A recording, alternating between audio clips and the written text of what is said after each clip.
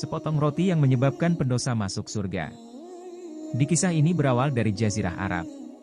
Abu Musa al-Asy'ari sendiri adalah orang kepercayaan dan kesayangan Rasulullah Shallallahu Alaihi Wasallam dan para khalifah serta sahabat-sahabatnya. Ketika Rasulullah masih hidup, Abu Musa diangkat bersama Mu'adz bin Jabal sebagai penguasa di Yaman. Dan setelah Rasulullah wafat, ia kembali ke Madinah untuk memikul tanggung jawab dalam jihad besar yang sedang dijalani oleh tentara Islam melawan Persia dan Romawi. Kelembutan dakwah Rasulullah dan kedua cucu kesayangannya kisah KH Abdullah bin Nuh mimpi bertemu Rasulullah Shallallahu Alaihi Wasallam. Rasulullah Shallallahu Alaihi Wasallam tingkatkan intensitas sedekah selama Ramadan. Pada pemerintahan Umar bin Khattab, Abu Musa diangkat sebagai gubernur di Bashrah. Sedangkan Khalifah Utsman bin Affan menunjuknya sebagai gubernur di Kufah. Semasa hidupnya, Abu Musa mengenal seorang laki-laki yang sangat tekun beribadah. Selama 70 tahun laki-laki itu selalu beribadah di jalan Allah. Tak pernah pula ia meninggalkan tempat ibadah. Hari-harinya dihabiskan untuk mengabdi kepada Allah di tempat ibadah itu karena ia memang tinggal dan menjaganya. Hingga suatu hari datanglah godaan pada laki-laki tersebut. Ia digoda seorang wanita. Ia masuk dalam jebakan dosa dari wanita tersebut. Selama 7 hari ia bergelimang dalam dosa melakukan perzinahan. Ia tak punya hubungan apa-apa dengan wanita penggoda tersebut, tetapi melakukan hubungan suami istri dengan wanita itu. Tak lama kemudian ia pun tersadar akan dosa-dosanya. Ia pergi meninggalkan sang wanita, dan kembali bertaubat. Namun, untuk kembali pada rumah ibadah yang selama ini dijaganya, ia tak sanggup.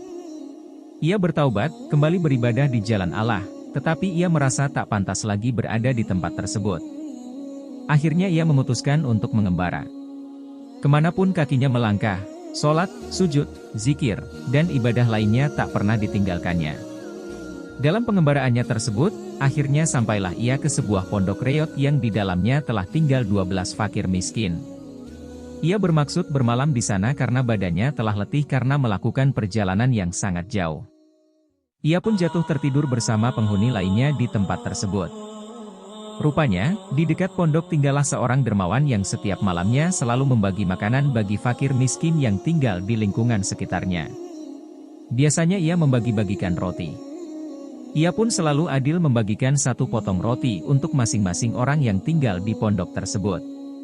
Malam itu, laki-laki pengembara yang sedang bertaubat tersebut juga mendapatkan jatah pembagian roti dari sang dermawan karena dianggap penghuni tetap pondok tersebut. Namun, ternyata salah seorang dari fakir miskin penghuni pondok tidak mendapat pembagian jatah roti. "Mengapa saya tidak mendapatkan roti?" ujar sang penghuni pondok pada sang dermawan. Pertanyaan tersebut dijawab oleh sang dermawan. "Kamu lihat sendiri, roti yang aku bagikan telah habis, padahal aku telah membaginya secara adil, masing-masing 1 potong roti untuk setiap orang yang tinggal di sini, seperti hari-hari sebelumnya aku membawa 12 potong roti," ujarnya.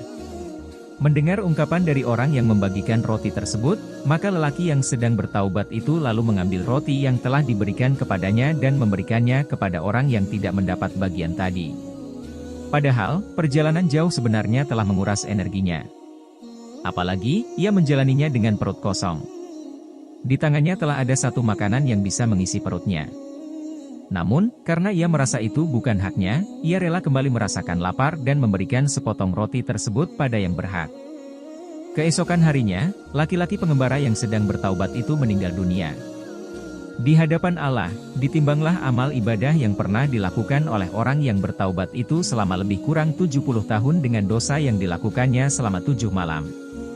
Ternyata hasil dari timbangan tersebut, amal ibadah yang dilakukan selama 70 tahun itu dikalahkan oleh kemaksiatan yang dilakukannya selama 7 malam. Akan tetapi, timbangan kebaikannya ditambahkan dengan perbuatan baiknya menjelang ajalnya, yaitu memberikan sepotong roti pada fakir miskin yang sangat memerlukannya.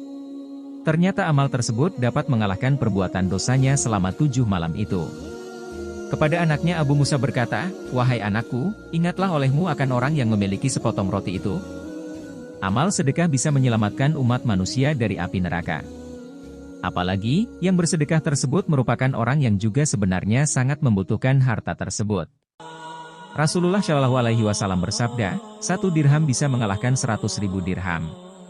Para sahabat bertanya, bagaimana bisa demikian? Ada orang yang memiliki 2 dirham, kemudian dia sedekahkan 1 dirham. Sementara itu ada orang yang memiliki banyak harta, kemudian dia mengambil 100.000 dirham untuk sedekah. Khair An-Nasai. Abu Hurairah radhiyallahu anhu berkata, "Wahai Rasulullah, sedekah yang bagaimana yang paling utama?" Rasulullah pun bersabda, "Kesungguhan seorang mukil, dan mulailah dengan orang yang menjadi tanggunganmu." Mukil adalah orang yang sedikit hartanya, tetapi dia bersedekah sesuai dengan kemampuannya.